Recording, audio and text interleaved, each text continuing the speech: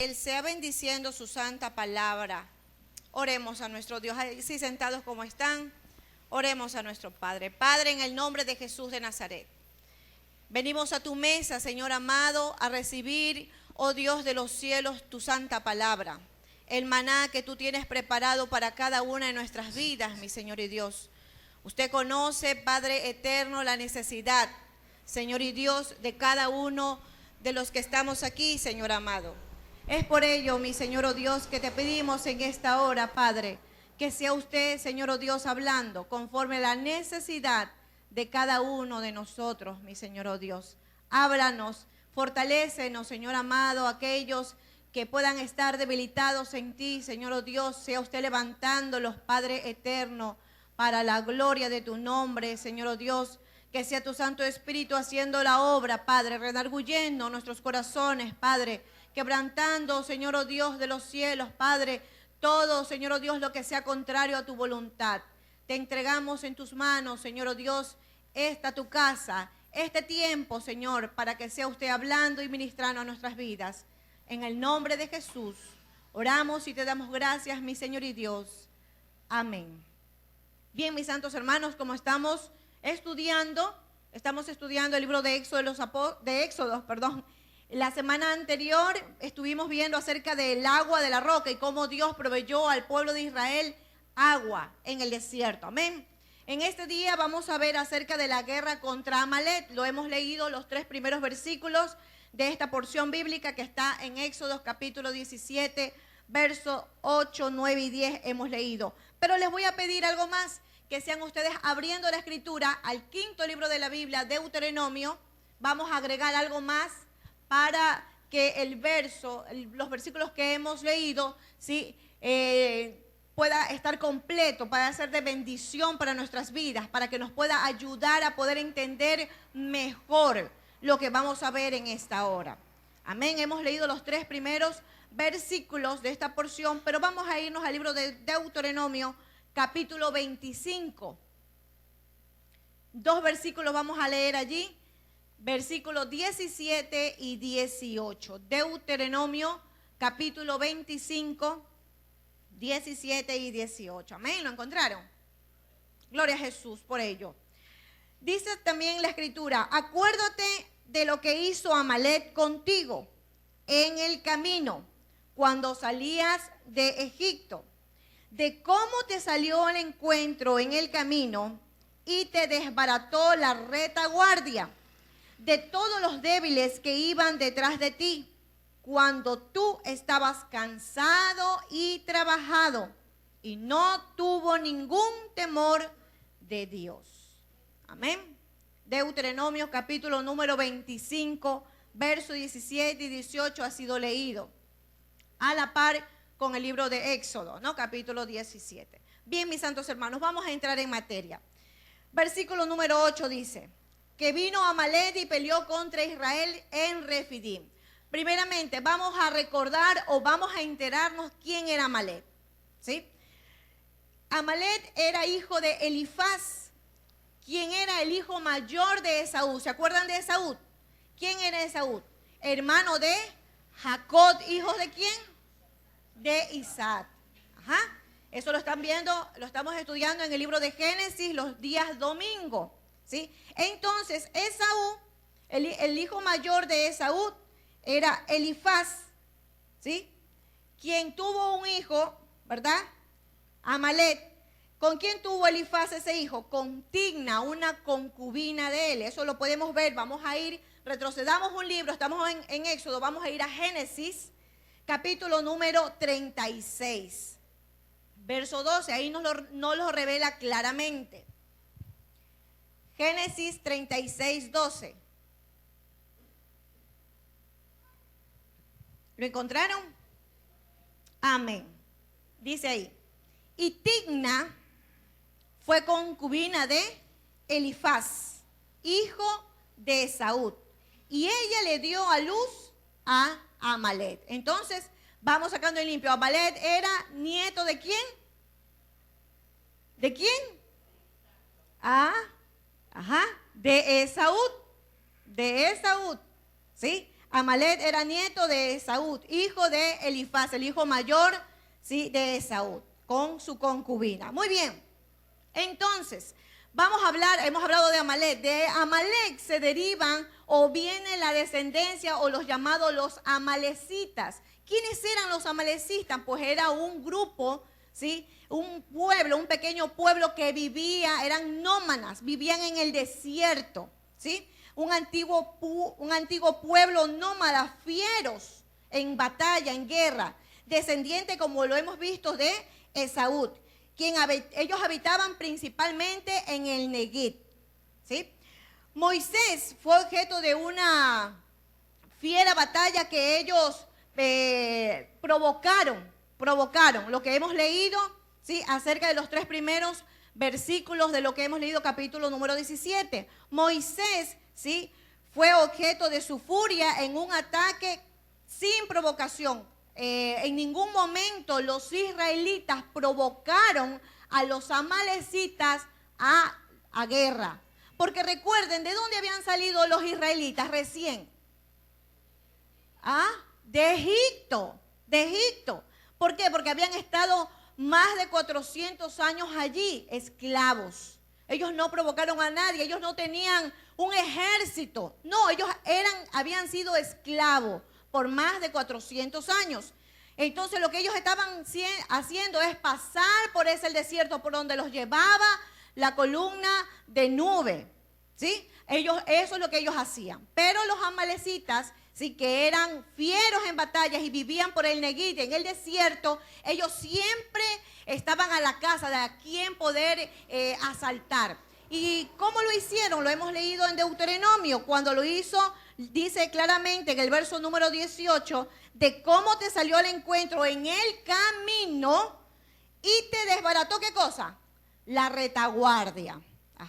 De todos los débiles que iban detrás de ti, cuando tú estabas cansado y trabajado. Ahora bien, a través de la historia, el pueblo de Israel fue atacado por los amalecitas en diferentes ocasiones. Lo hizo con Gedeón, lo hizo con el reinado de David, de Saúl. También lo hizo con Esther. Y por a través de la historia, en diferentes ocasiones, siempre los amalecitas contra los israelitas, contra el pueblo de Israel. Y para ello vamos a ver un par de versículos. Vamos a irnos al libro de Números 14, verso 45.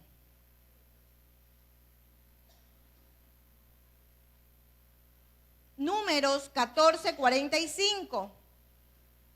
¿Qué nos dice ahí? Y descendieron el amalecita y el cananeo que habitaban en aquel monte, y los hirieron y los derrotaron, persiguiéndolos hasta Horma. Horma era un lugar, ¿sí?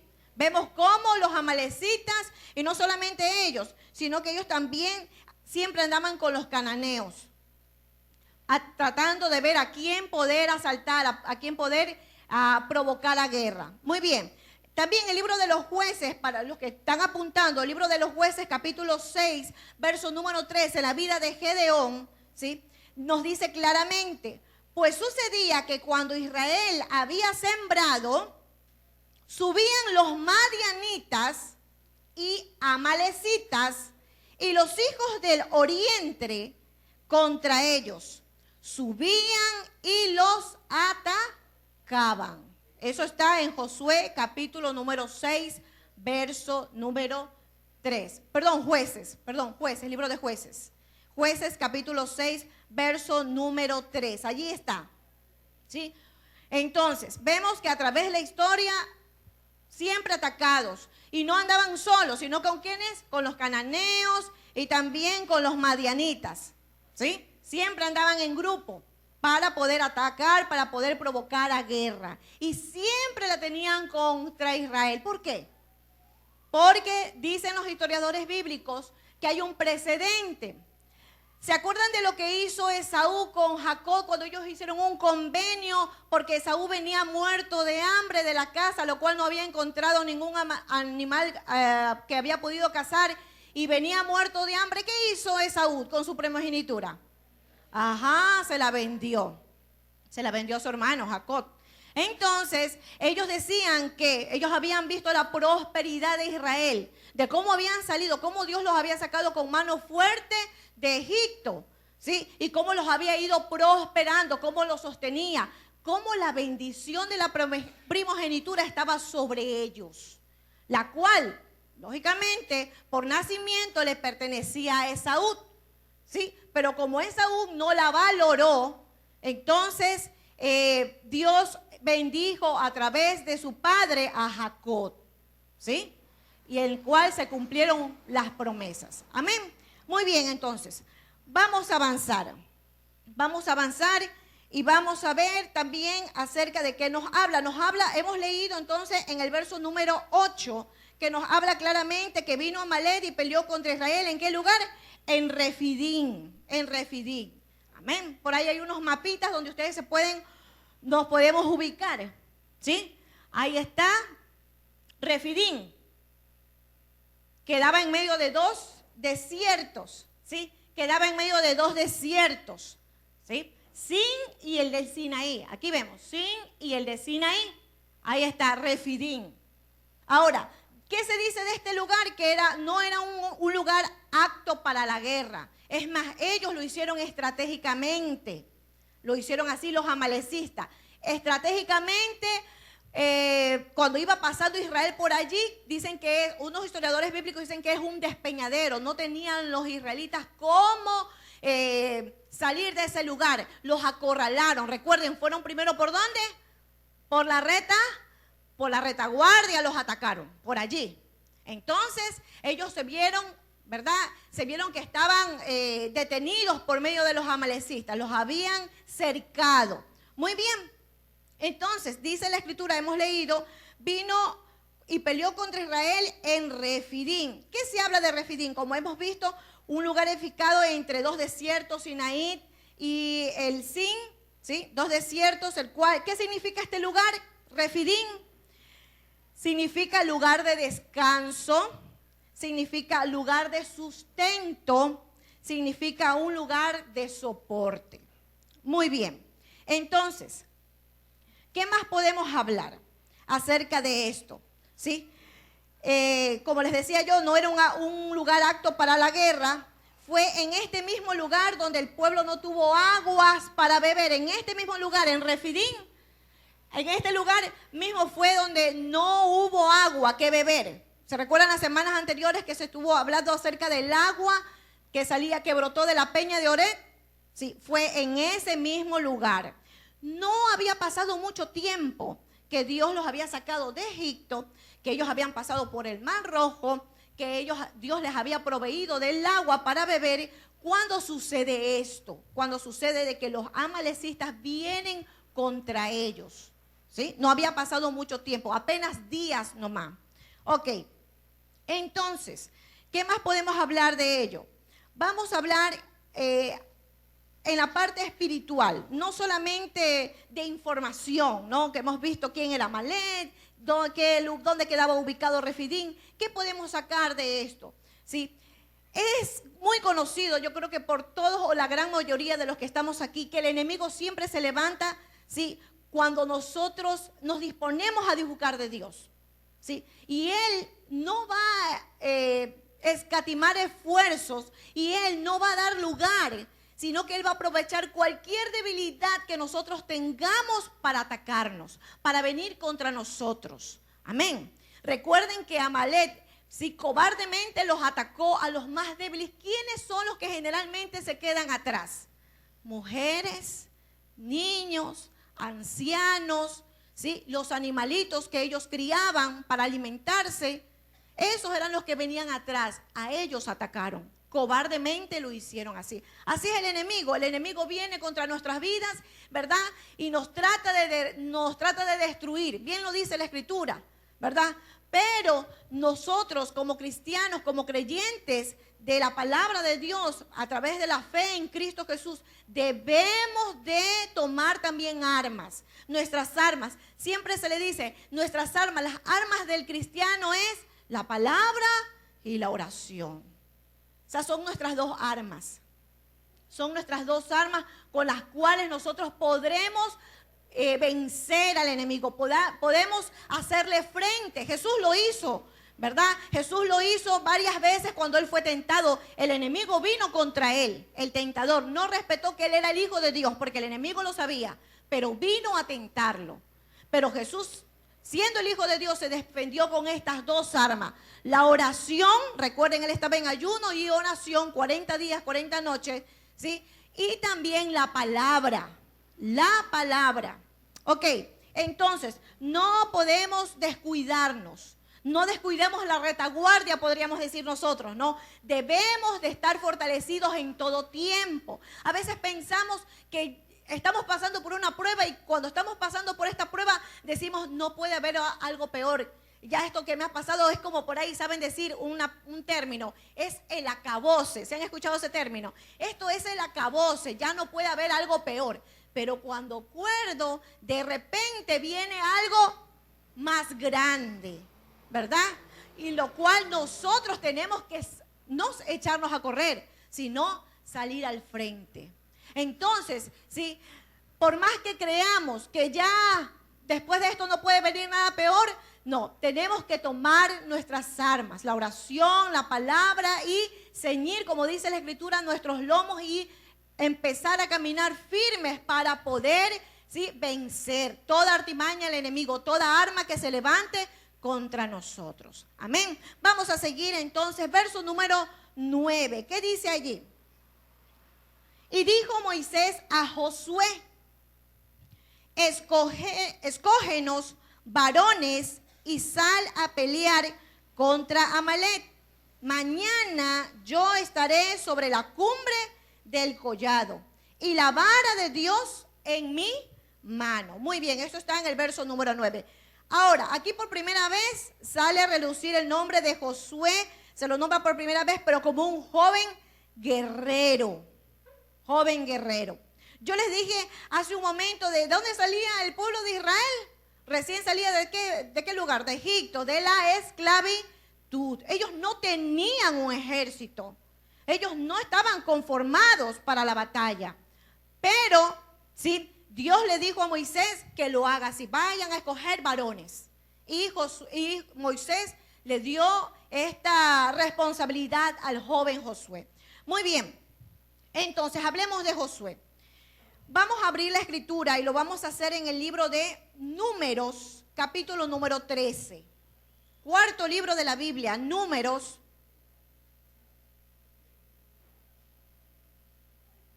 capítulo número 13. El nombre original de Josué es Oseas. Moisés le cambia el nombre. Números 13, 16. Cuarto libro de la Biblia. Dice claramente allí, ¿lo tienen? Estos son los nombres de los varones que Moisés envió a reconocer la tierra. Y a Oseas, hijo de Nun, le puso Moisés el nombre de Josué. Ajá, él le cambió el nombre. Ahora, el significado de Oseas, ¿sí?, es salvación. Ajá, ese es el nombre original de Josué. Oseas significa salvación. Y Josué significa el Señor salva. Ajá, el Señor salva. La forma griega, ¿sí?, si nos vamos al griego, del nombre de Josué es Jesús. ¿Y Jesús qué es para nosotros? Nuestro Salvador. Amén, nuestro Salvador. Por ello se dice que es una tipología de Cristo. A Josué se lo toma como una tipología de Cristo, ¿sí? Él, Josué, venía de la tribu de Efraín. Muy bien, tenemos esta información. Las proezas militares de Josué lo capacitaron para que se convierta 40 años después en el conquistador de Canaán. Mientras que su fe en Dios y su lealtad a Moisés, porque Josué era muy leal a Moisés, ¿sí?, lo prepararon para ser su asistente. Vamos a abrir la escritura al libro de Éxodo, pero vamos a avanzar, estamos en el 17, vamos a avanzar al 24. Éxodo capítulo 24, verso número 13. ¿Por qué digo esto? ¿Por qué hablo acerca de la lealtad a Moisés? Éxodo capítulo 24, verso número 13.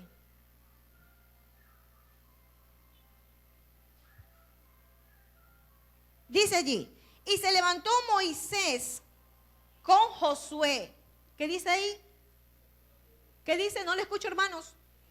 Su servidor, y Moisés subió al monte de Dios. Amén. Vemos cómo Josué, ¿sí?, a temprana edad sirviendo a Moisés lealmente. Ok, entonces, ¿sí?, vamos a ir al libro de Deuteronomio, quinto libro de la Biblia, verso número 1. Capítulo número 1, verso 38. Capítulo 1, verso 38. Yo les dije que luego Josué era leal a Moisés, siendo su asistente. Vamos a ver, Deuteronomio 1, 38. Josué, hijo de Nun, Dios le está hablando a Moisés. Josué, hijo de Nun, el cual te sirve, él entrará allá. Está hablando Dios acerca de la tierra prometida. Deuteronomio 1, verso 38. Anímale. Dios le está hablando a Moisés. Anímale, porque él la hará heredar a Israel. Luego que Moisés muere, también Josué se convierte en su sucesor. Muy bien. ¿Por qué estoy dando esta información? Porque estamos hablando acerca de, en este verso número 9 se habló acerca de Josué.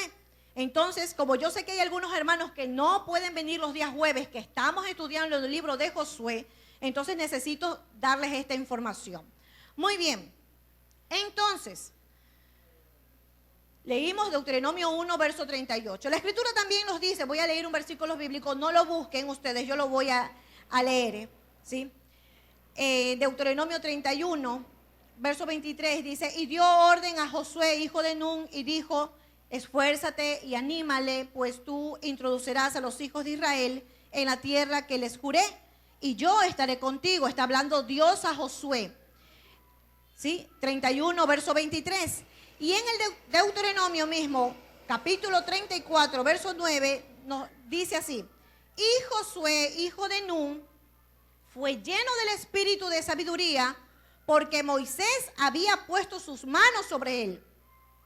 Y los hijos de Israel le obedecieron e hicieron como Jehová mandó a Moisés. Amén. Esto ya siendo el sucesor de Moisés. ¿Sí? Josué.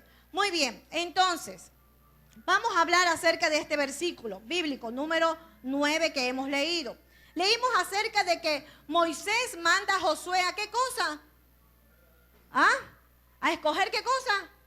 Varones, dijo. Escógenos varones.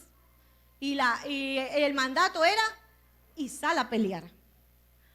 Sal a pelear. Ellos no estaban capacitados para pelear. Ellos no estaban preparados. Ellos no eran un pueblo de guerra. ¿Sí? No lo eran. No estaban capacitados para hacerlo. Dice un historiador bíblico que las armas que ellos usaron fueron las que el mar arrojó cuando tragó al ejército de los egipcios. ¿Sí? Ellos no estaban hablando capacitados para entrar a la guerra, para entrar en batalla. ¿Sí?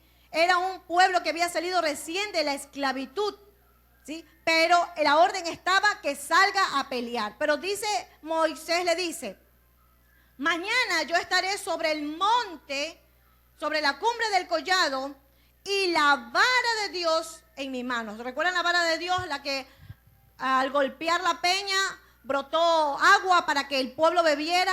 La misma vara de Dios que tocó el mar y se abrió en dos partes para que el pueblo pueda pasar en seco. Esa misma vara, ¿sí?, estaba en las manos de Moisés. Muy bien. Entonces, muchas veces nosotros nos vemos limitados y decimos, y me pongo yo ahí, yo soy la primera, no puedo. Si vemos lo que nosotros tenemos en nuestras manos, son pocas cosas. Nos vemos a nosotros mismos y nos vemos que estamos limitados. Pero yo no sé orar como el hermano ora. Yo no sé tanta la escritura como el hermano que se la aprende, que yo lo he escuchado que la memoriza. Hay hermanos que dicen, yo no la puedo memorizar. Yo quiero, me esfuerzo, pero no puedo. ¿Sí? Y vemos nuestras limitaciones. Dice, no puedo memorizar, no sé orar como oran. Me da vergüenza a veces hasta abrir la boca porque son 4 o 5 palabras las que puedo expresar y no sé orar. ¿Sí? Y vemos nuestras limitaciones. El pueblo que había salido de Egipto, de la esclavitud, también podía haber dicho eso, estamos limitados, no somos de guerra. Nosotros no somos un ejército que puede salir a la batalla, a vencer a gente, a un pueblo que vivía en el desierto, que eran nómadas, que era gente de guerra, ¿sí?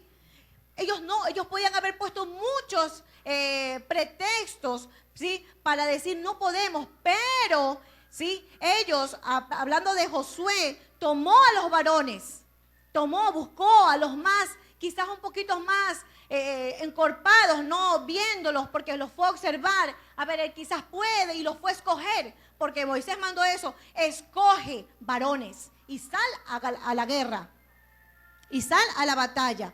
Y nosotros vemos nuestras limitaciones y decimos no podemos, ¿sí? No podemos, pero nos olvidamos, ¿sí?, que nosotros, puestos en las manos de Dios, Dios puede hacer grandes cosas cuando nos disponemos. Cuando nos disponemos. Moisés, antes de ser llamado, ¿qué dijo cuando estaba frente a la zarza? Yo no puedo hablar con el faraón. Yo no puedo hablar, yo soy tartamudo, no lo puedo hacer. Y puso muchísimas excusas, muchísimas. Usted lee esa parte, ¿sí? Es rica en información y yo en especial me identifico con mucho de lo que dice allí.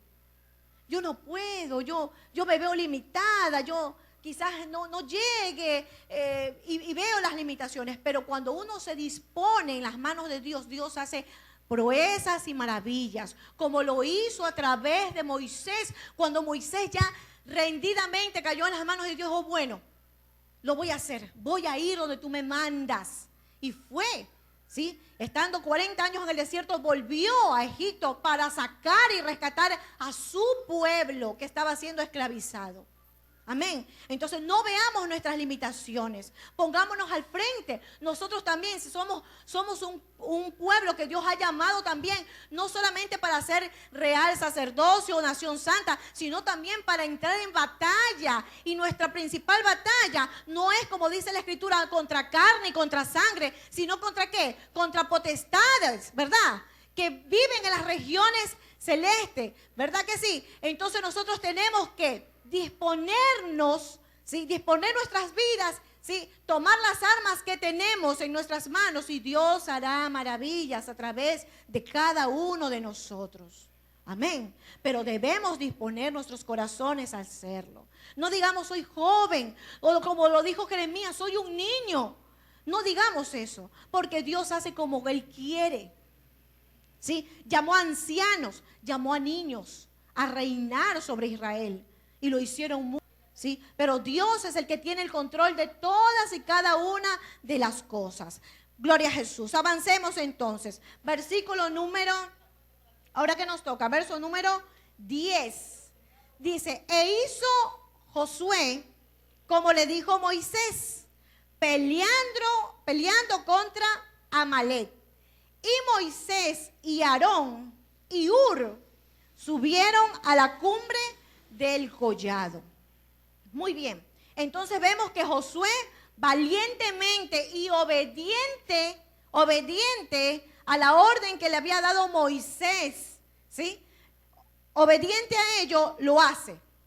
Sale con un grupo de varones a la guerra contra los amalecitas, ¿sí? Ahí vemos entonces. Pero no solamente eso, mientras Josué estaba en un lado guerreando con el pueblo, ¿sí? En el collado, en la cumbre, ¿quién estaba? Moisés. Moisés levantando, ¿qué cosa? La vara de Dios, ¿sí? La vara de Dios, levantándola en señal de victoria. Amén. Entonces dice, pero no solamente subió Moisés. ¿Quién lo acompañó Moisés a la cumbre? ¿Ah? Verso número 10, ¿qué nos dice? Aarón y Hur. ¿Quién era Aarón? Recordemos, hermano mayor ¿de quién? De Moisés. ¿Y Hur? ¿De dónde salió ese Hur? Se dice que era nieto de Caleb.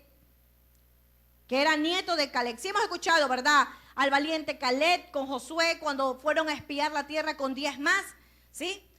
Caleb fue el único con Josué que dio un buen reporte. Nosotros podemos, Dios está con nosotros, vayamos adelante, sí podemos tomarla, ¿verdad? Pero los demás desanimaron al pueblo. A ese Caleb dicen que el nieto de él era Hur, quien había acompañado a Moisés a la cumbre. ¿Para qué lo había acompañado? Vamos a ver. Hemos leído verso número 10. E hizo Josué como le dijo Moisés, peleando contra Amalec, y Moisés y Aarón y Hur subieron a la cumbre del collado. Y sucedía que cuando alzaba Moisés su mano, Israel prevalecía. Mas cuando él bajaba su mano, ¿prevalecía quién? Amalec. Ajá, el contrario, Amalec. Muy bien. Verso número 12. Y las manos de Moisés se cansaban, por lo que tomaron una piedra y la pusieron debajo de él. Y se sentó sobre ella, y Aarón y Hur sostenían sus manos, el uno de un lado y el otro de otro. Así hubo en sus manos firmeza hasta que se puso el sol. Muy bien. Hemos hablado que Aarón y Hur estaban con Moisés allá en la cumbre, ayudándolo, ¿verdad que sí? Y dice que mientras las manos de Moisés se cansaban y bajaban, porque yo no sé si ustedes se han dado cuenta, pero cuando estamos alabando al Señor, a veces los hermanos dicen, a ver, alzan sus manos, y son pocos los que alzan. Y cuando las tienen alzadas, ya por un tiempo a ella les duelen las manos. Imagínense al anciano Moisés, alzadas sus manos, ¿sí? Hasta que terminó el día, hasta que se puso el sol. Horas de horas, ¿sí? Con sus manos. Por eso que desfallecía sus brazos. ¿Qué hizo Hur? ¿Qué hizo Aarón? Uno de un lado, otro del otro lado, alzando las manos a Moisés para que el pueblo pueda vencer. Amén. Ahora bien, se dice que esto no hubiera sido posible si solamente Josué había ido a la guerra. Recuerden que el pueblo con el que salió Josué no era un pueblo listo para la batalla, ¿sí? Sino que el poder de Dios, ¿sí? Cuando Moisés estaba ya en la cumbre, el poder de Dios era el que ayudaba a que el pueblo pueda vencer. Dios demostrando. Dios pudo haber mandado un viento fuerte y haberse llevado a los amalecitas, ¿sí? O pudo haber mandado plagas para que los amalecitas mueran por haber atacado a su pueblo. Pero no, Dios quiso que el pueblo salga a la batalla, pero con el propósito de empezar a formar un pueblo, empezar a formar una nación, gente que vaya a la batalla dispuesta a guerrear, dispuesto a que cuando los llamen ellos digan, aquí estoy, ¿sí? Entonces, ahí estaban Aarón y Hur. Ahora muy bien, ellos eran los que ayudaban a Moisés, ¿sí? Cuando nosotros estamos en dificultades, que todos las hemos pasado, Y no hablo de dificultades económicas, hablo dificultades espirituales. Cuando viene, como les decía yo hace un momento, viene una prueba, viene otra. Yo he escuchado testimonios que dicen, hermana, no voy saliendo ni de una y me cayó la otra. Me parecen plagas, hermana, una tras otra. ¿Sí? Y están allí y una y otra prueba. ¿Quién está a tu lado para ayudarte? ¿Buscas apoyo acaso para que te ayuden a orar?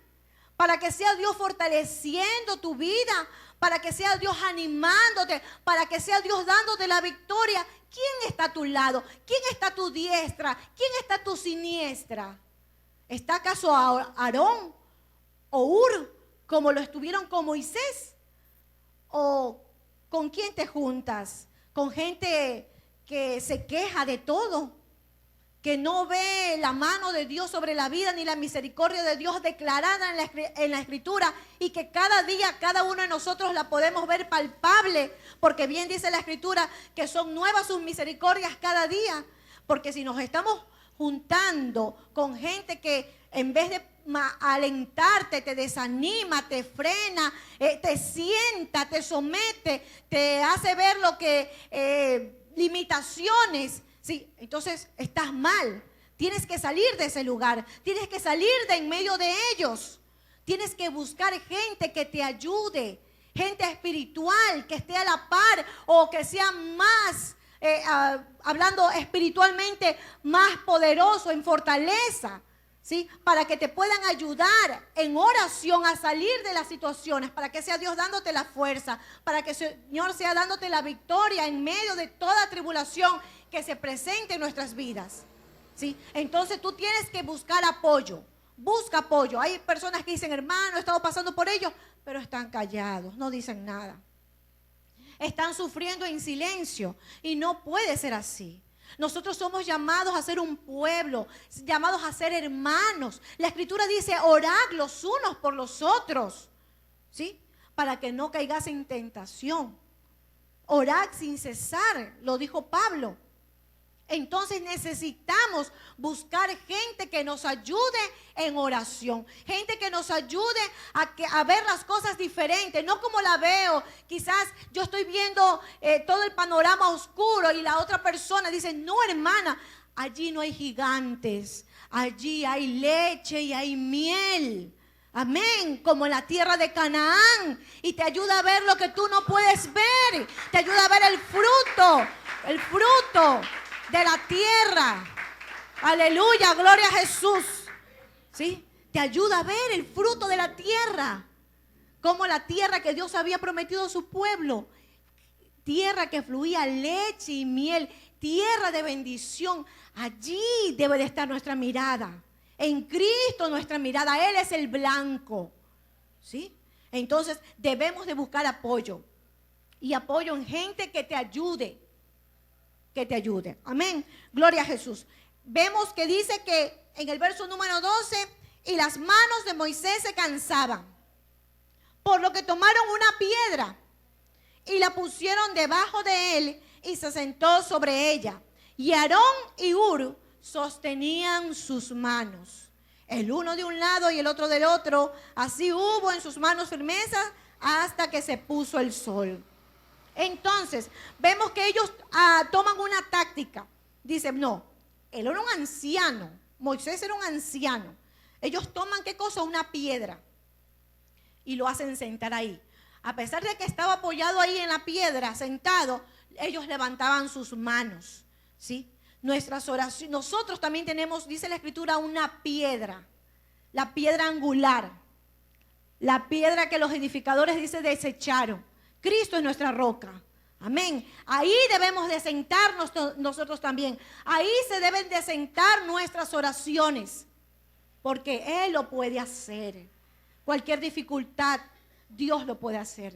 Milagros y prodigios, así como se dieron a través de la historia del pueblo de Israel, y lo estamos viendo a través de este hermoso libro de Éxodo. Dios también hace milagros en las vidas cuando son transformadas, cuando vemos un esposo venir a Cristo, cuando vemos un corazón cambiado, un corazón renovado, una mente renovada en Cristo Jesús.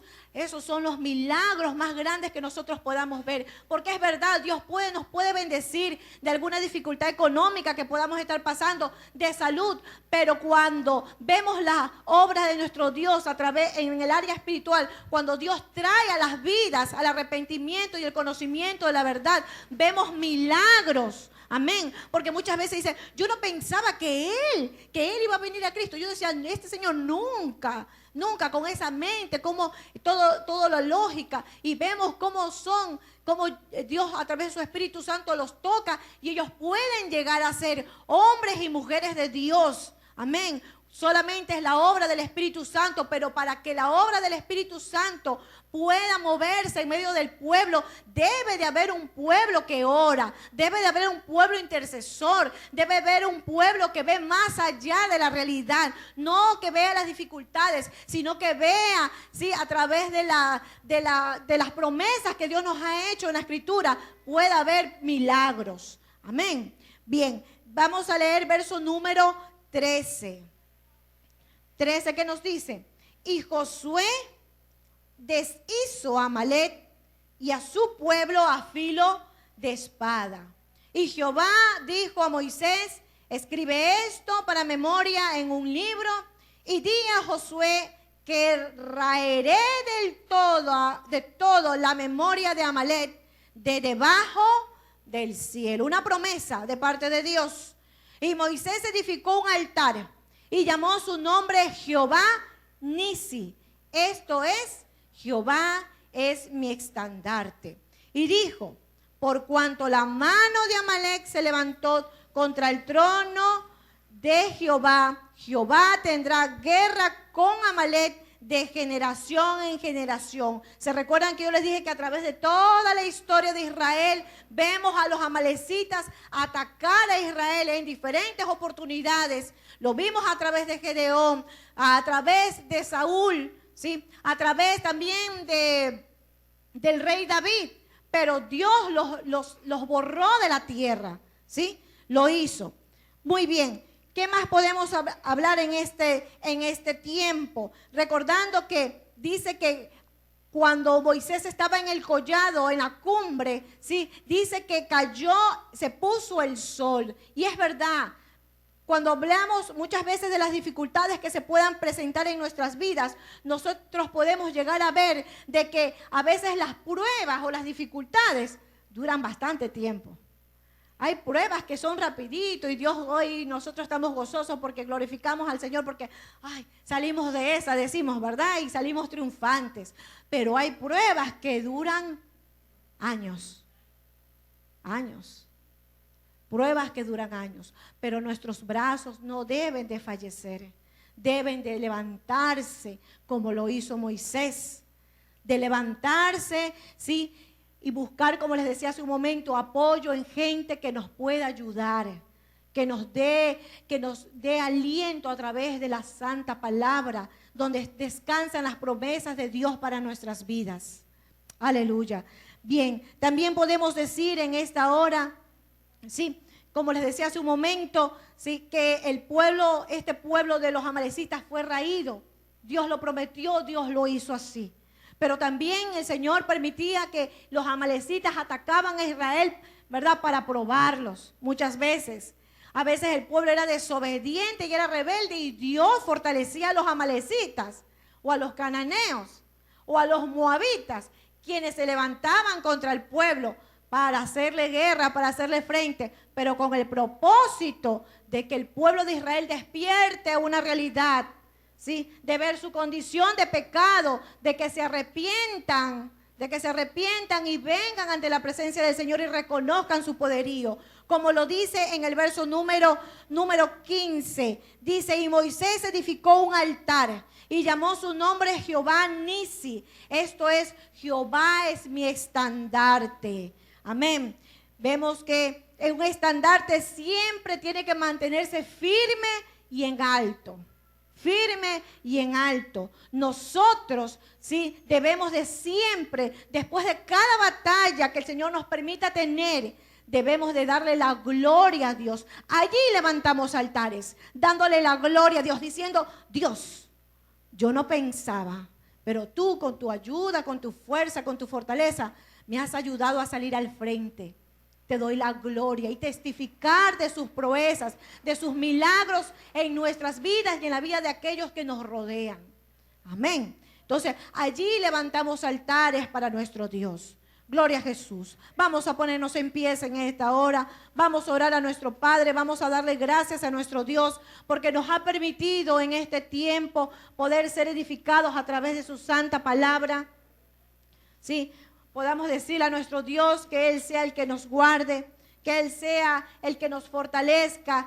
Siempre el pueblo estará en prueba, siempre en dificultades, pero con el propósito de que crezcamos en Él, con el propósito de que busquemos en Él ayuda, el socorro. Oremos a nuestro Dios. Padre eterno, Dios de amor, nos presentamos delante de tu presencia, oh Dios amado.